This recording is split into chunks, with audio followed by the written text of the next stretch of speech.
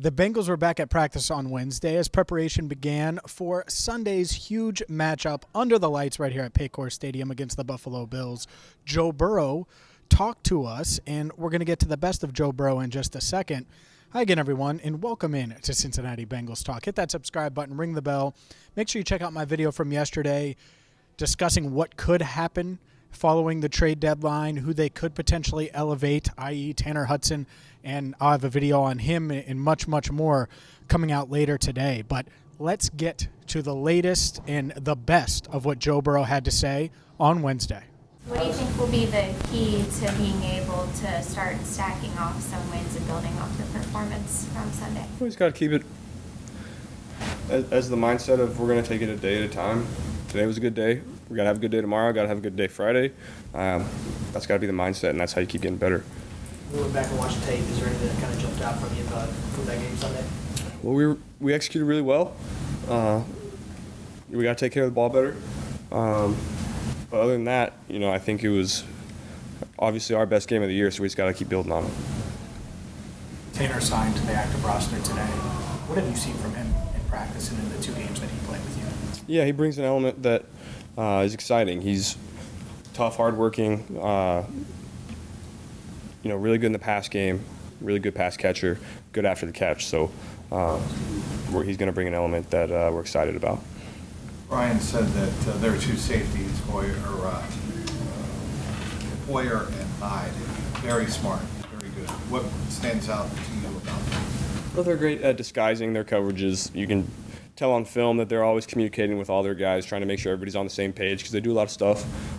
So you can tell that that's kind of their role. And then they're really good players. They make plays. They're good tacklers. It's going to be a challenge. Is that one thing that you think you've naturally become better at in your NFL career, is understanding how teams are trying to disguise you?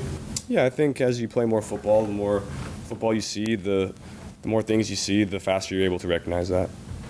Sure, I remember when Anderson completed 20 in a row down in Houston.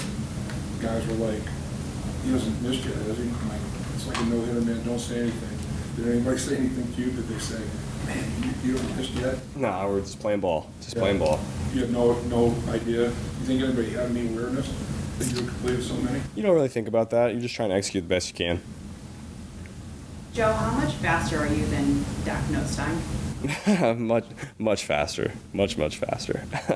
How beneficial is it having a guy like him in your corner? He seems like he's not afraid to tell you exactly what he thinks versus maybe what you want to hear all the time. Yeah, Dak is instrumental in my success. I've been working with him since really I was 14, 15. He played for my dad, and so he knows my body, knows how I like to work.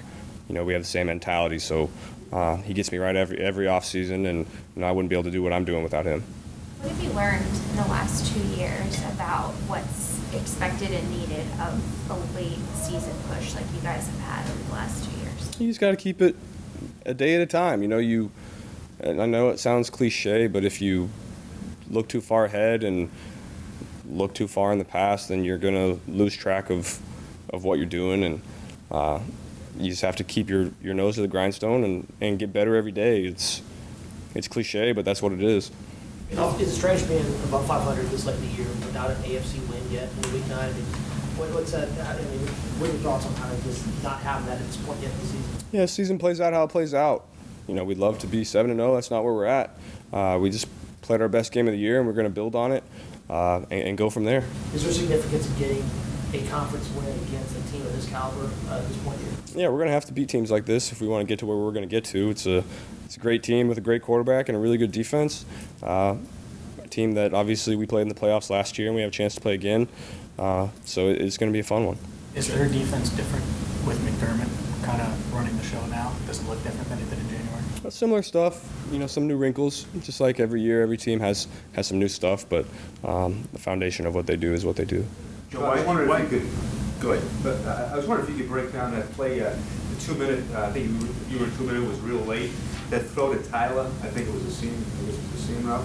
It looked like you didn't have a hell of a lot of space there. I was wondering what was going through your mind and what you were thinking of. Yeah, I trusted TB to, we just called 4 verts and trusted TB to wrap across the safety's face. We've thrown that a million times in practice. We both saw it and threw it on time with accuracy, and he made a great catch in traffic. So those are the kind of plays that we're expected to make. Not a big window. Didn't look like Very tight, but that's NFL football. That's the kind of throws you got to make to move the offense down the field. Joe, why do you think this team has been so good at closing out games here?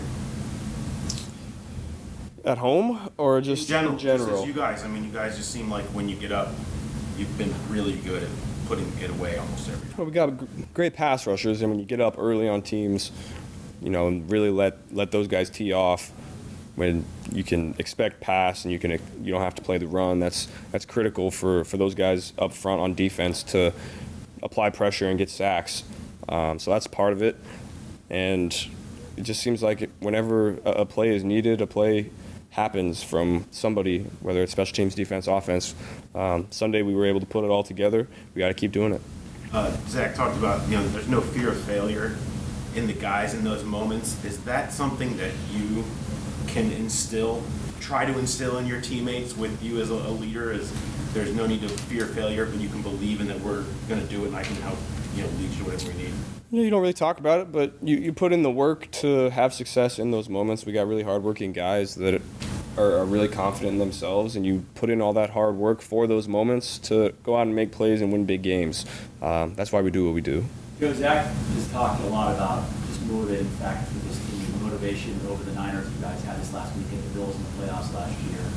When he finds those motivating tools, is that something that motivates you, or is it just across the board this team feeds off of that? It's tough to say.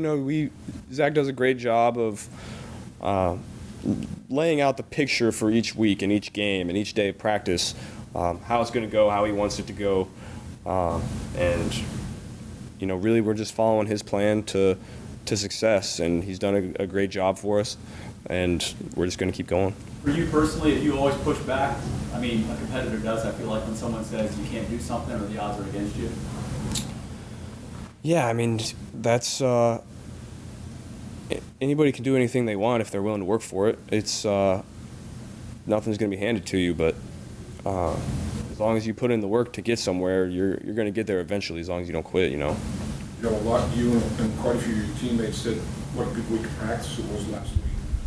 What constitutes that? What is a good week of practice in your eyes like for yourself? You just get a lot of work done. You put in a lot of new stuff every week, and not every rep is going to be perfect exactly how you want it, but you coach off of that, and you learn from that, and you watch the tape, you talk about it in meetings, and then you walk through it, and then you come out the next day, and it goes better, and you continue to build on those reps. And we just had a lot of urgency, great work ethic last week, and we had a great day today, so we just got to keep building on it. What have you seen from Andre in the red zone? What makes him so effective on the scramble? Yeah, he's physical. He's a strong guy, fast guy, but his scramble drill, he's got a great feel for it. Sometimes you just can't coach that kind of stuff. He's a guy that works really hard for his opportunities, and he's made the most of them when he's got them. And if he's going to keep doing that because that's the kind of guy he is, it seems like. You've talked about trust before. Is that a way of kind of earning your trust, is to keep fighting, making sure that a play never ends and keep working? Yeah, absolutely. He's earned that. He's a guy that we have a lot of faith in. Always knows what he's doing. Always seems like he's going to do the right thing wherever he's at on the field, and he's going to make contested catches, make big plays for us. That's the best of Joe Burrow. For more, make sure you hit that subscribe button, ring the bell. And for Andrew Fox Miller, our channel coordinator, I'm James Rapine. Thank you so much for watching Cincinnati Bengals Talk.